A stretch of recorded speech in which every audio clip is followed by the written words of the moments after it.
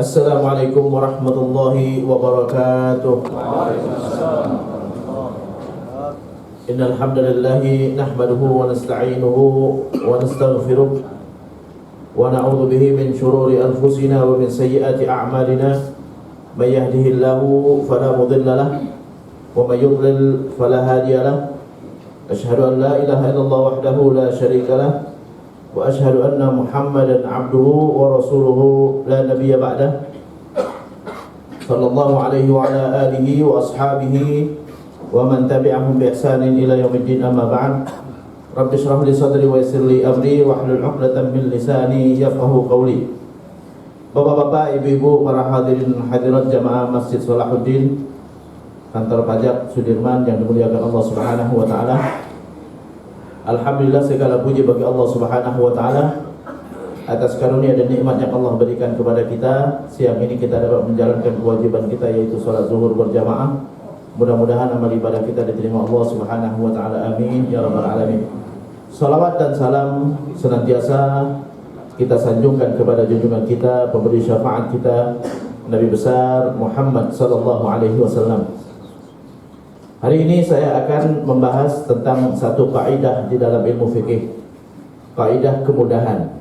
Kemudahan, keringanan, atau sering kali kita sebut dengan rukhsah. Di dalam ilmu fikih ada 5 kaidah yang dasar. Ini 5 kaidah. Sebenarnya kaidah di dalam ilmu fikih banyak sekali, ada ratusan. Tapi 5 kaidah ini yang besar atau yang mendasarnya. Apa 5 kaidah tersebut? Pertama adalah kaidah terkait dengan niat atau maksud. Al-umuru bimaqasidiha, segala perkara sesuai dengan maksudnya, sesuai dengan niatnya, sesuai dengan tujuannya. Kaidah yang kedua, kaidah terkait dengan keyakinan. Al-yaqin la yazulu bisyak, keyakinan tidak bisa dibatalkan dengan keraguan. Artinya keyakinan baru bisa dihapuskan atau dibatalkan hanya dengan keyakinan juga. Jadi kalau keraguan nggak bisa menghilangkan keyakinan. Nggak saya bahas ya. Yang ketiga, kaidah terkait dengan kebiasaan jadi landasan hukum. Al-ada muhakkamah, kebiasaan jadi landasan hukum. Yang keempat, kaidah tidak boleh saling mengganggu. La darar wa la dirar, tidak boleh memudaratkan orang lain atau mengganggu orang lain, dan tidak boleh membalas mudarat dengan mudarat atau membalas gangguan dengan gangguan juga. Yang kelima, ini yang akan saya bahas. Al-masyaqqah tajlibu taysir, segala kesulitan pasti ada kemudahannya. Kalau dalam ilmu perpajakan ada amnesti pajak, ya. Nah, ini amnesti dalam ibadah juga, ya. Jadi keringanan di dalam ibadah. Prinsipnya bahwa seluruh syariat Islam adalah mudah. Allah Subhanahu wa taala berfirman di dalam Al-Qur'an, yuridullahu bikumul yusra wa la yuridu bikumul usra. Allah menginginkan kemudahan dan tidak menginginkan kesulitan. Jadi enggak ada syariat Islam yang menyulitkan. Semuanya adalah sangat-sangat mudah. Sangat-sangat mudah. Allah kasih kita 24 jam, Allah cuma minta kita sholat 5 waktu. Satu kali sholat paling lama 5 menit. 5 menit dikali 5 cuma 25 menit dari 24 jam yang Allah kasih. Allah beri kita waktu 12 bulan. Dari 12 bulan Allah cuma minta 1 bulan untuk puasa. Dari 100% rizki kita Allah cuma minta sisihkan 2,5%. Jadi sangat sedikit sekali. Jadi nggak ada syariat Islam yang menyulitkan sama sekali. Nggak ada. Dari banyak wanita di dunia ini, yang dilarang cuma sedikit yang dilarang untuk dinikahi. Selebihnya silakan nikahi, ya. Asal jangan lebih dari 4, ya. Asal jangan lebih dari 4. Jadi hanya sedikit, ibu, anak perempuan, ya, bibi, ya, nggak banyak. Jadi sekitar hanya 7 yang dilarang karena hubungan darah, 4 yang dilarang karena ada pernikahan, dan 7 karena ada persusuan. Selebihnya nikahin silakan, ya, asal jangan lebih dari 4. Jadi sangat mudah sekali, agama Islam sangat mudah sekali. Dalam hadis Rasulullah juga pernah bersabda, ad-dinu yusrun, agama itu mudah. Yassiru wa la tu'assiru, mudahkan jangan dipersulit. Aisyah pernah mengatakan dalam sebuah hadis juga, ma khuyyira Rasulullah baina amrayn illa ikhtara aisarahuma. Nabi tidak pernah diminta memilih antara dua hal, melainkan Nabi memilih yang lebih mudah, yang lebih mudah. Jadi agama itu mudah. Jadi nggak benar kalau ada yang mengatakan Islam banyak aturan, ya. Makanan semuanya halal, ya. Yang haram hanya sedikit sekali. Yang disebutkan dalam Al-Quran hanya 4 atau 5, ya, nggak banyak. Yang disebutkan dalam Al-Quran hanya 4 atau 5, ditambahkan di dalam hadis sekitar segitu juga, nggak banyak. Dari sekian banyak hewan yang ada di dunia ini, jadi nggak banyak yang diharamkan. Jadi nggak benar kalau ada yang mengatakan, oh Islam banyak yang diharamkan. Tidak, ya. Banyak yang halal ketimbang yang haram. Banyak yang halal ketimbang yang haram. Jadi agama itu mudah sekali. Walaupun agama Islam, syariat Islam itu mudah, ada kemudahan lagi, ya. Kemudahan di atas kemudahan. Kalau yang mudah itu sulit juga masih dilaksanakan. Kalau yang mudah itu masih juga sulit kita melaksanakannya, ada kemudahan lagi, ada kemudahan atau ada amnesti lagi, ya, ada keringanan-keringanan lagi. Ada beberapa sebab kita berhak mendapatkan kemudahan. Yang saya kumpulkan sekitar 7 sebab berhak mendapatkan kemudahan. Yang pertama musafir, perjalanan jauh. Yang kedua sakit. Yang ketiga karena dipaksa. Yang keempat karena lupa. Yang kelima karena nggak sengaja. Yang keenam karena ada kekurangan. Yang ketujuh karena ada kesulitan. Ini 7 sebab berhak kita mendapatkan kemudahan. Mudah-mudahan saya bisa jelaskan semua, ya. Karena musafir udah pernah kita bahas, ya. Musafir itu syaratnya 3. Yang pertama adalah kita melakukan perjalanan jauh. Kalau mazhab Syafi'i minimal 80 km. Yang kedua, bukan perjalanan maksiat. Yang ketiga, tidak berniat bermukim, ya, di tempat tujuan atau di satu tempat. Atau tidak berniat kita tinggal lebih daripada 4 hari. Kalau udah niat tinggal lebih dari 4 hari di satu tempat, maka kita sudah tidak dinamakan musafir. Di saat mengajukan perjalanan lagi, baru dianggap musafir lagi. Itu 3 syarat bagi orang yang musafir. Keringanan yang berhak didapatkan oleh orang yang musafir sekitar ada 8 keringanan. Pertama, menjamak menggabungkan sholat, ya. Sholat zuhur dengan asar dengan maghrib dengan isya. Boleh jamak takdim, boleh jamak takhir. Yang kedua, diqosor sholat yang 4 rakaat, boleh 2 rakaat. Nggak perlu saya bahas lagi karena udah pernah dibahas, ya. Yang ketiga, boleh kita ngusap sepatu. Kita berwudu, ya, nggak perlu copot sepatunya. Kalau misalnya sholatnya juga pakai sepatu, ya. Atau kalaupun nggak pakai sepatu, kaos kaki, boleh kita ngusap kaos kaki saja. Kalau memang memberatkan kita untuk kita buka kaos kakinya. Nah, ini ada kemudahan, ya. Ngusap kaos kaki. Yang keempat, tidak wajib sholat Jumat.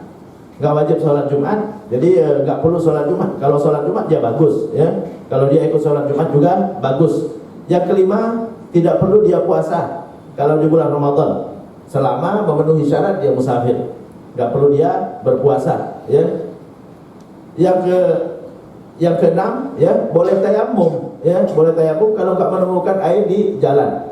Syariat tayamum pertama kali adalah untuk musafir pertama kali, ya, karena sebabnya adalah Rasulullah melakukan perjalanan bersama Aisyah. Tiba-tiba di tengah jalan Aisyah kehilangan kalungnya, nyari-nyari kalung, akhirnya datang waktu sholat tidak menemukan air. Karena kalau di Arab dilakukan orang dalam perjalanan susah menemukan air, padang pasir semua. Jadi sulit untuk menemukan air, maka boleh tayamum, ya. Yang ketujuh, keringanan yang ketujuh, boleh sholat di kendaraan.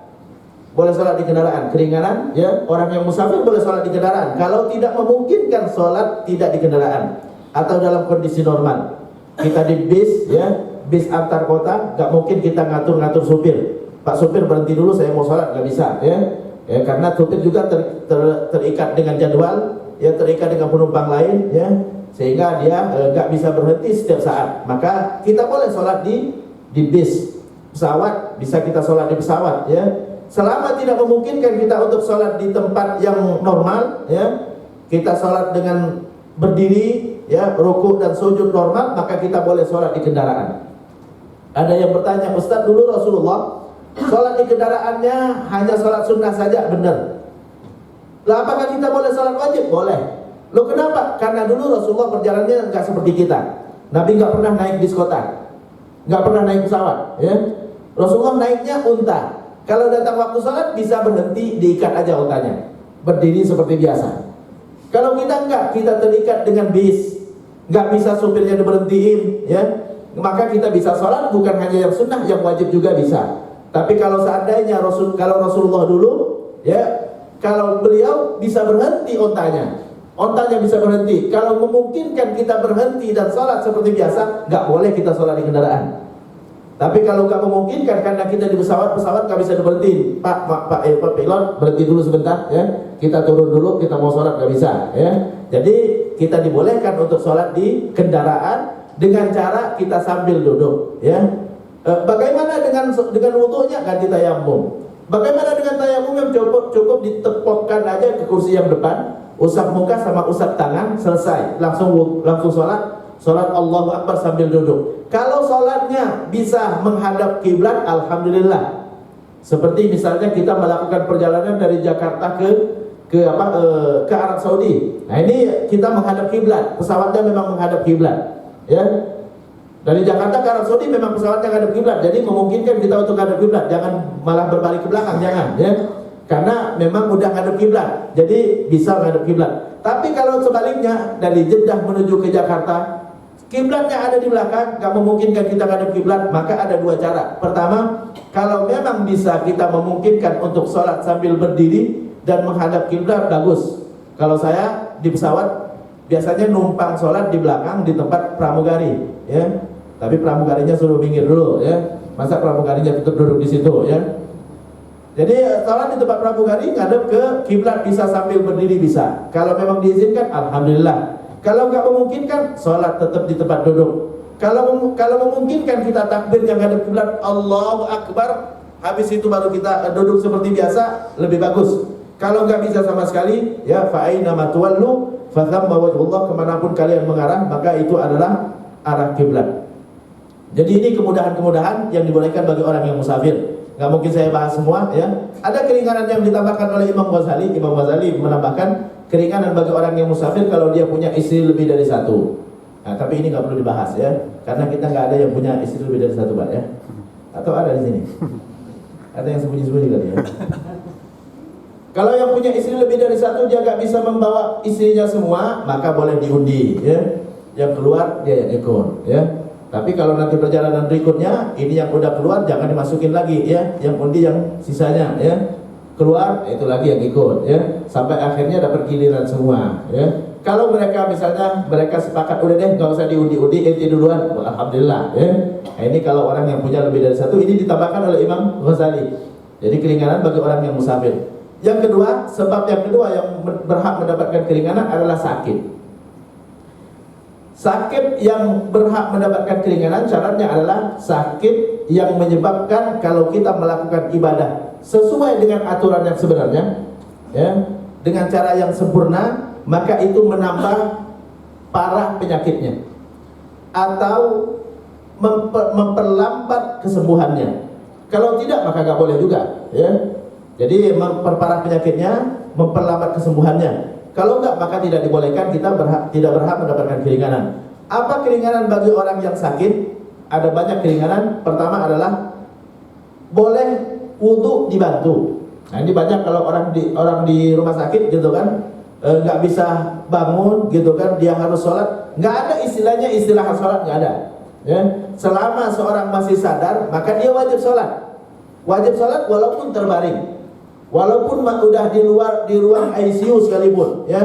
Kalau dia masih sadar, tapi kalau nggak sadar lagi, maka gugur kewajibannya. Sama aja dengan orang gila kalau udah nggak sadar lagi. Tapi kalau dia masih sadar, ya, bisa nangkep bahwa saat ini adalah waktu sholat, maka dia wajib sholat. Tidak ada istilah keringanan sholat. Sholat selama masih ada nyawa dan masih sadar, maka wajib kita sholat. Jadi orang yang sakit yang sudah terbaring, caranya adalah nggak perlu dia bangun. Kalau dia nggak memungkinkan untuk bangun dan berwudu seperti biasa, maka cukup kita bantu. Kita bantu pakai waslap saja, pakai handuk, ya, dicelupkan, diusapkan ke anggota wudunya. Selama itu sudah rata, insya Allah cukup. Nah, ini banyak kalau di rumah sakit, ya, kita mendapati orang seperti itu. Nah, ini nggak perlu kita suruh dia bangun gitu kan, wudu seperti biasa. Nggak usah disiramin air, jangan, ya. Jadi pakai waslap aja. Waslap celupkan, ya, dengan kain basah gitu kan, usapkan ke anggota wudunya, mukanya, tangannya, kepalanya, kalau mau telinganya ditambahin silakan karena telinga hukumnya sunnah. Kemudian kakinya yang rata, ya. Setelah itu baru dia disuruh sholat. Itu yang pertama. Yang kedua, kalau nggak memungkinkan dia berwudu dengan air karena kedinginan, ya, kedinginan bisa memperparah penyakitnya atau memperlambat kesembuhannya, maka ganti dengan tayamum. Ganti dengan tayamum. Tayamum juga dibantu saja. Yang berniat dia sendiri, sama seperti wudu tadi, dia berniat, boleh kita bantu musapin mukanya, tangannya dan lain-lain. Tayamum begitu juga, dia yang berniat. Kita tepokkan tangan, ya, lalu usapkan ke mukanya, nggak perlu rata, ya, nggak perlu rata karena tayamum itu formalitas. Tayamum adalah formalitas, nggak perlu rata ke mukanya. Usapin, ya, semua tempat ada debunya. Tepokkan kemana saja, usapkan ke muka, kemudian ke tangannya, habis itu dia langsung sholat. Jadi itu yang kedua, keringanan bagi orang yang sakit. Keringanan yang ketiga, boleh sholat sambil duduk atau sambil berbaring. Jadi boleh sholat sambil duduk ataupun berbaring. Duduk dengan cara apa saja. Yang utama adalah duduk tahiyat pertama. Nomor 2 duduk tahiyat terakhir. Nomor 3 duduk bersila. Nomor 4 duduk bagaimanapun dia bisa. Silakan pakai selonjoran boleh, pakai kursi juga dibolehkan. Dibolehkan. Walaupun dia sholat berjamaah boleh sambil duduk. Orang lain sholatnya berdiri, dia duduk boleh, ya. Imam juga boleh sholat duduk. Cuman ulama beda pendapat, kalau imamnya sholat duduk, apakah makmum ikut duduk juga? Karena ada kewajiban makmum ikut imam, ya. Sebagian ulama mengatakan ikut duduk. Jadi kalau imamnya duduk, maka makmum ikut duduk. Kalau imamnya berdiri, ikut berdiri. Jadi kalau imam sholat duduk, maka makmum ikut duduk. Tapi sebagian ulama mengatakan selama makmum masih bisa berdiri, maka tetap berdiri walaupun imamnya duduk. Itu keringanan yang ketiga, boleh sholat sambil duduk. Kalau nggak mampu duduk, maka berbaring. Boleh juga sholat sebagian duduk, sebagian berdiri. Kadang-kadang ada sebagian, wah saya mampu berdiri, cuman mungkin nggak tahan lama. Ya, akhirnya dia nyoba berdiri, Allahu Akbar ikut imam. Ternyata imam bacaannya panjang. Di tengah-tengah dia udah kecapean, udah gemetaran kakinya, udah duduk. Ya, jadi nggak harus misalnya kalau udah berdiri tetap berdiri, enggak. Ya, kalau capek udah duduk langsung. Ya, duduk. Kalau udah wah ini gemetaran, kalau khawatir nanti jatuh gitu kan duduk langsung. Ya, langsung duduk. Jadi ya nggak harus kita teruskan dalam posisi berdiri terus nggak, ya. Jadi boleh setengah berdiri, setengah duduk, boleh duduk terus juga dibolehkan kalau memang dia merasa udah nggak mampu lagi berdiri. Yang keempat, keringanan yang keempat bagi orang yang sakit, khutbah sama dengan sholat. Khutbah sama dengan sholat, wajib berdiri khotib. Nggak boleh khotib duduk kecuali kalau dia nggak mampu berdiri. Khotibnya sakit, kalau bisa cari khotib yang nggak sakit, ya. Sama dengan imam tadi, kalau bisa imamnya jangan imam yang duduk, ya. Khotib juga kalau bisa khotibnya yang berdiri gitu kan, ya, yang berdiri jangan yang duduk. Tapi kalau nggak dapat sama sekali, ya, terutama kalau setelah sertifikasi khotib Pak, ya, harus khotibnya yang punya sertifikat, ya. Ada yang punya sertifikat tapi dia nggak bisa berdiri, ya udah sambil duduk, ya. Nah, ini khawatirnya kalau harus pakai sertifikat nanti ini khotibnya nggak bisa kecuali duduk gitu kan. Padahal yang lain banyak yang bisa juga, cuma nggak ada sertifikatnya. Ya, nah ini saat itu ya udah silakan dia sambil duduk. Jadi khotib, keringanan khotib bagi yang sakit silakan dia duduk. Yang kelima, keringanan kelima bagi orang yang sakit, dia nggak wajib sholat Jumat. Nggak wajib sholat Jumat, nggak wajib sholat Jumat. Tapi syaratnya ini, ya, ini syarat hanya untuk orang yang sakit. Orang yang sakit kalau dia nggak ikut sholat Jumat, nggak boleh dia sholat zuhur kecuali setelah selesai Jumat. Ini hanya untuk orang yang sakit, bukan semua orang, enggak. Kalau ibu-ibu kan disyaratkan azan zuhur langsung sholat zuhur, nggak harus nunggu Jumat selesai, enggak. Yang nunggu Jumat selesai itu orang yang sakit. Kenapa? Dikhawatirkan pertengahan sholat Jumat dia sembuh. Berarti dia sempat untuk sholat Jumat, wajib sholat Jumat, nggak boleh sholat zuhur. Ya, tengah-tengah khotib lagi khutbah, tahu-tahu semua sehat gitu kan, ya, udah datang berangkat ke masjid, ya, nggak boleh sholat zuhur. Jadi itu yang disyaratkan nunggu Jumat selesai. Ya, kadang-kadang sebagian masyarakat menganggap bahwa hari Jumat nggak boleh sholat zuhur kecuali Jumat sudah selesai. Ini untuk orang yang sakit, khawatir dia sembuh di tengah-tengah orang sholat Jumat, belum selesai Jumat masih khutbah gitu kan, dia sembuh, wajib datang ke masjid, ya. Jadi jangan dulu, pastikan dulu bahwa dia nggak sembuh sampai Jumat selesai baru boleh dia sholat zuhur. Jadi orang yang sakit gugur kewajiban Jumatnya. Kalau dia ikut sholat Jumat juga sah, Jumatnya sah, ya. Tapi dia nggak kena kewajiban, ya. Tapi kalau dia mau gugur zuhurnya, niat Jumatnya niat Jumat wajib tetap, ya. Sama dengan ibu-ibu nggak wajib sholat Jumat, kalau ikut sholat Jumat gugur kewajiban zuhurnya. Siapapun yang nggak kena kewajiban Jumat, kalau dia ikut sholat Jumat maka gugur kewajiban zuhurnya. Kenapa? Karena Jumat lebih baik daripada zuhur, menggugurkan kewajiban zuhur dan mendapatkan hak yang didapatkan di saat dia melakukan sholat zuhur, termasuk menjamak juga, boleh menjamak, ya. Jadi itu terkait dengan sholat Jumat. Jadi gugur kewajiban Jumatnya. Kemudian keringanan bagi orang yang sakit juga, dia boleh berobat dengan obat yang diharamkan. Tapi ada syaratnya. Syaratnya boleh dia berobat dengan obat yang diharamkan, ya. Obat kan banyak sekarang obat yang dari bahan-bahan haram, ya. Dari minyak babi lah, dari apalah gitu kan. Tapi ada syaratnya. Syaratnya tidak ada obat yang halal. Kalau ada obat yang halal, yang haram tidak dibolehkan, ya. Yang kedua, penyakitnya mematikan. Kalau nggak diobatin bisa mencelakakan nyawa, maka menyelamatkan nyawa hukumnya wajib. Yang ketiga, nggak boleh berlebih-lebihan mengkonsumsinya. Yang keempat, bukan coba-coba. Artinya sudah diteliti bahwa ini memang menyembuhkan. Kalau coba-coba nggak boleh, barang haram nggak boleh coba-coba, ya. Jadi itu syarat untuk obat yang haram. Jadi banyak sekali sekarang obat yang haram, ya. Kalau penyakit yang tidak mematikan nggak boleh kita pakai obat yang haram, ya. Nah, ini kadang-kadang obat sirup Pak, dingin, ya. Dingin itu alkohol bukan? Dingin itu alkohol bukan? Ya. Kalau dinginnya itu alkohol, maka nggak boleh untuk penyakit cuman pilek, karena pilek nggak mematikan. Ya. Jadi ada 4 syarat tadi saya sebutkan, ya. Boleh mengkonsumsi obat yang diharamkan dengan cara, ya, tidak ada obat yang halal. Penyakitnya mematikan, ya. Tidak boleh berlebihan, ya. Dan tidak ada coba-coba. Udah ada penelitian memang dia menyembuhkan. Nggak ada istilahnya coba-coba. Wah, coba-coba. Ya, siapa tahu sembuh, nggak bisa. Ya, harus udah ada diteliti bahwa memang meyakinkan bahwa itu menyembuhkan. Baru, ya. Jadi penyakitnya mematikan. Kalau nggak penyakit mematikan, hanya sekedar pilek batuk, nggak boleh dengan obat yang haram. Harus dengan obat yang halal, karena dia tidak mematikan, ya, tidak mematikan. Jadi itu keringanan bagi orang yang sakit, ya. Termasuk gugur kewajiban sholat berjamaah. Laki-laki wajib sholat berjamaah, tapi kalau dia sakit tidak harus dia sholat berjamaah. Kemudian termasuk yang diringankan bagi orang yang sakit, keringanan bagi orang yang sakit, boleh menjamak sholat. Jamak sholat tidak harus musafir, qashar yang harus musafir. Tapi kalau jamak boleh orang yang sakit. Jadi orang yang sakit dia boleh menjamak. Kenapa? Karena kadang-kadang orang yang sakit dia butuh istirahat yang banyak, sehingga dia butuh tidur, ya. Nah ini silakan dia kalau mau menjamak saja tapi tidak mengqashar. Artinya zuhur dan asar dilaksanakan 4 dalam satu waktu. Bukan 2-2. Kalau 2-2 itu qashar namanya. Qashar khusus untuk musafir sebagaimana disebutkan dalam Al-Qur'an. Tapi kalau menjamak boleh di saat sakit, dan itu sudah dilakukan oleh Rasulullah sebagaimana disebutkan di dalam Sahih Bukhari. Karena Rasulullah yajma' baina salataini min ghairi safarin wala matarin. Nabi menjamak salat tanpa melakukan musafir, tanpa ada hujan.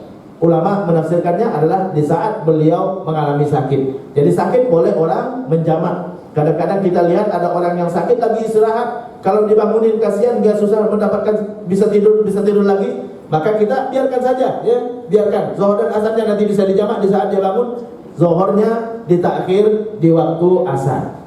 Jadi dibolehkan, ya, kalau sholatnya masih bisa dijamak. Jadi itu keringanan. Masih banyak lagi keringanan terkait orang yang sakit, termasuk misalnya orang yang sakit boleh berobat, ya, dengan dokter lawan jenis. Tapi ada syaratnya juga, ya. Ada syaratnya juga. Laki-laki berobat dengan dokter perempuan, perempuan berobat dengan dokter laki-laki. Syaratnya tidak ada dokter yang sejenis, ya, yang bisa dimintakan bantuannya untuk mengobati. Cari-cari nggak ada dokter laki-laki misalnya, dokter perempuan. Perempuan juga nggak ada dokter laki-laki, udah dicari-cari. Tapi kalau ada nggak boleh, ya. Yang lawan jenis nggak boleh, itu hanya boleh darurat saja. Darurat itu di saat tidak ada alternatif yang lain. Yang kedua, penyakitnya mematikan. Kalau penyakitnya nggak mematikan nggak boleh, ya. Artinya tanpa berobat dia bisa, ya, nggak akan mati dia. Nah ini nggak boleh dia berobat dengan lawan jenis, ya. Kalau misalnya berobat dengan lawan jenis itu akan terjadi kontak fisik, ya, tidak dibolehkan. Karena hanya darurat dibolehkan. Hanya darurat itu kalau nggak ada dokter yang satu jenis. Yang kedua penyakitnya mematikan. Kalau penyakitnya nggak mematikan, itu bisa tahan, nampak, ya. karena daripada itu melakukan yang haram, ya belum tentu sembuh juga sama dia.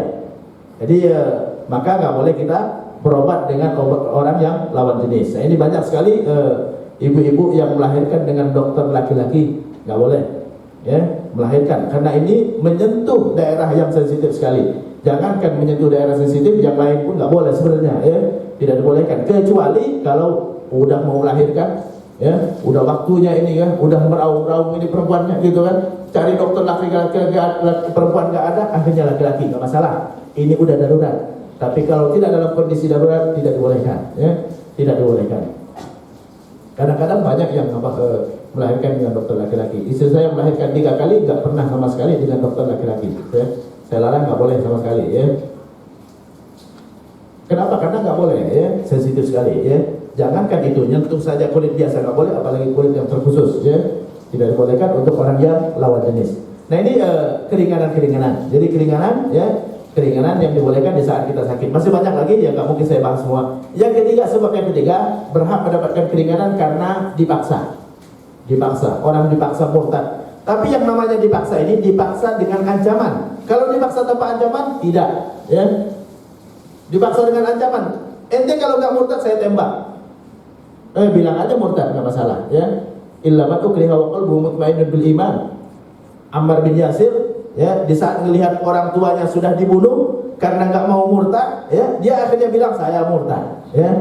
Allah turunkan ayat tadi karena Ammar bin Yasir, ya. Illa man ukriha, kecuali orang yang dipaksa. Wa qalbuhu mutmainnun bil iman, sementara hatinya tetap beriman. Nah ini dia jadi dengan ancaman, kalau tanpa ancaman nggak bisa, ya. Kadang-kadang ada suami dipaksa sama orang tuanya untuk menceraikan istrinya. Kalau dia ceraikan juga tetap sah, kecuali kalau orang tuanya mengancam, saya tembak kalau ini nggak ini, ya ceraikan. Baru dia menyelamatkan nyawa, hukumnya wajib. Tapi kalau nggak ada ancaman, maka tetap sah berlaku, ya berlaku. Jadi yang dimaksud dipaksa adalah paksaan dengan berakibat nyawa terancam, ya dipaksa. Yang ketiga, yang keempat, penyebab berhak mendapatkan keringanan karena lupa, ya nggak sengaja, ya. Sebagaimana disebutkan di dalam hadis, rufi'a an ummatil khata'u wan nisyan wa mastukrihu alaih. Dimaafkan dari umatku, kata Rasulullah, ya, yang dilakukan tanpa kesengajaan atau karena lupa atau karena dipaksa. Jadi orang yang melakukan sesuatu karena lupa nggak dianggap, ya. Lagi puasa lupa, akhirnya makan dan minum, ya, baru sadar, oh saya puasa, silakan tinggalkan makan dan minumnya, teruskan puasa. Sama juga kalau kita lagi sholat. Di saat sholat, membatalkan sholat adalah kita berbicara. Tiba-tiba kita ngomong tanpa sadar. Nah ini enggak, tetap dia teruskan sholatnya, karena dia nggak sengaja. Tiba-tiba gitu kan lagi sholat, gitu orang ada yang kadang-kadang ngomong spontan, lata, ya. Ada orang assalamualaikum, waalaikumsalam gitu kan lagi sholat. Kalau nggak sengaja nggak masalah, lupa, ya. Nah ini karena nggak sengaja nggak masalah, ya lupa, ya dibolehkan. Sama seperti saya udah pernah sebutkan, salah satu syarat sahnya sholat berjamaah nggak boleh mendahului imam. Tapi di saat dia mendahului imam karena lupa, gitu kan, sujud langsung dia duduk, ya, padahal imam belum duduk. Di saat dia sadar, balik lagi, ya, balik lagi karena dia lupa, nggak masalah, ya, lupa. Yang kelima, sebab yang kelima adalah karena tidak sengaja. Hampir sama, hampir mirip, ya. Lupa, dia nggak sadar apa yang dia lakukan, ya. Yang ketiga karena nggak sengaja, ya. Lupa dalam kondisi lupa kalau dia dalam sholat, lupa kalau dia dalam keadaan puasa. Kalau nggak sengaja, tidak sengaja, ya.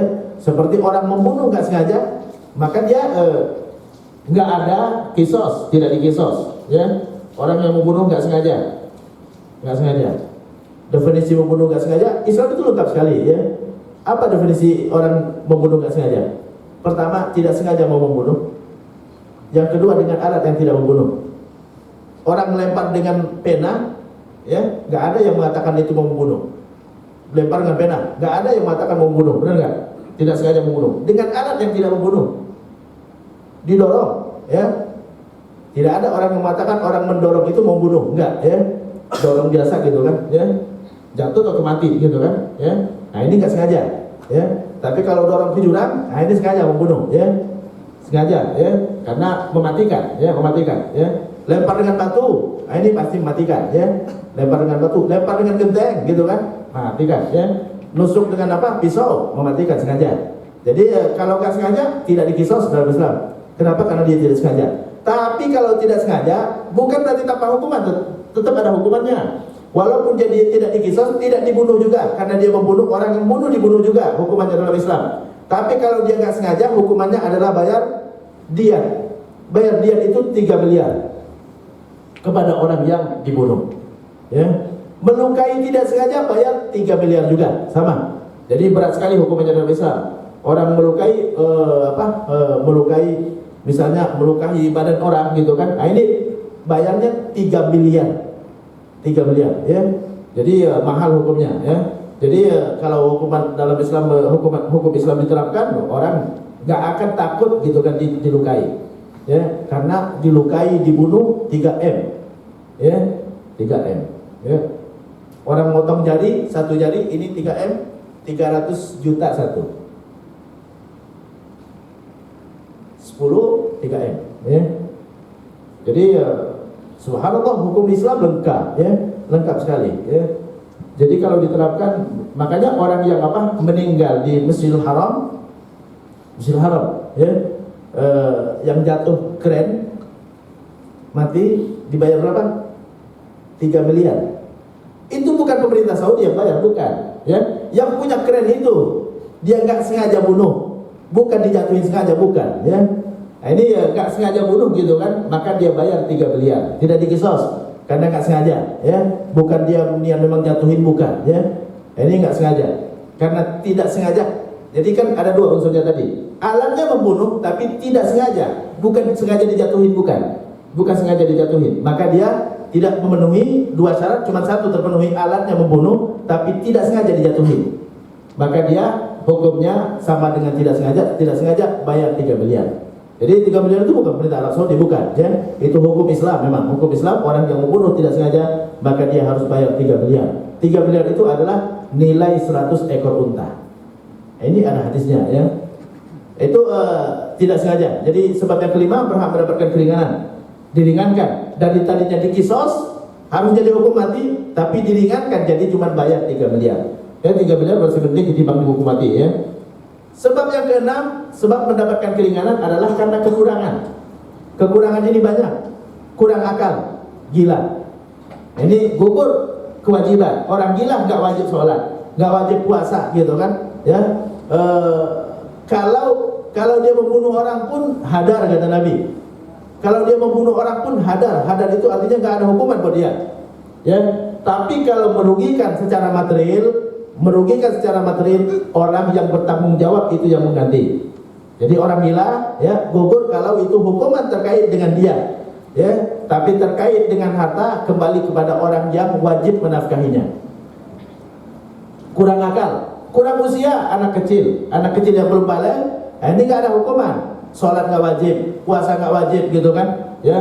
Kalau dia membunuh orang pun nggak ada hukuman, ya, nggak ada hukuman buat dia. Tapi kalau merugikan harta material, dia melempar mobil orang, pecah kacanya, yang wajib menafkahinya yang ganti, bukan dia yang dihukum. Jadi terkait dengan materi, kenapa? Karena merugikan orang lain secara materi itu harus dipertanggungjawabkan. Jadi yang bertanggung jawab adalah orang yang menafkahinya. Jadi itu terkait dengan kekurangan, kurang usia, kurang akal, kurang tenaga, ya. Wanita tidak diwajibkan berjihad, kurang tenaga, ya. Karena harus laki-laki yang kuat. Orang yang tua nggak wajib berjihad juga, karena dia kurang tenaga, ya. Nah, ini kekurangan. Yang ketujuh, sebab yang ketujuh berhak mendapatkan keringanan karena kesulitan yang nggak bisa diatasi. Kesulitan yang nggak bisa diatasi, yang memberatkan sekali. Seperti perempuan kalau head, gugur kewajiban sholatnya, karena sholat berat, ya. Karena perempuan head minimal 7 hari, ya. Biasanya 7 hari, biasanya 7 hari. Ya, minimal 1 hari 1 malam, biasanya 6 atau 7 hari, maksimal 15 hari. Kalau 7 hari 7 dikali 5 udah 35 sholat. Berat untuk bayarin, ya. Berat untuk diqadha, maka gugur kewajiban sholatnya. Yang nggak ada qadha cuman perempuan haid dan nifas. Jadi bukan semua orang, kadang-kadang banyak di masyarakat orang mengatakan sholat nggak ada qadhanya, sholat nggak ada qadha cuman untuk perempuan yang haid dan nifas saja. Adapun kita ada qadanya. Laki-laki kalau nggak salat maka wajib dia qadha. Man nasiya salatan falyusalliha idza dzakaraha. Siapa yang lupa salat maka di saat dia ingat dia qadha, kata Nabi. Siapa yang ketiduran dia salat di saat dia bangun, ya.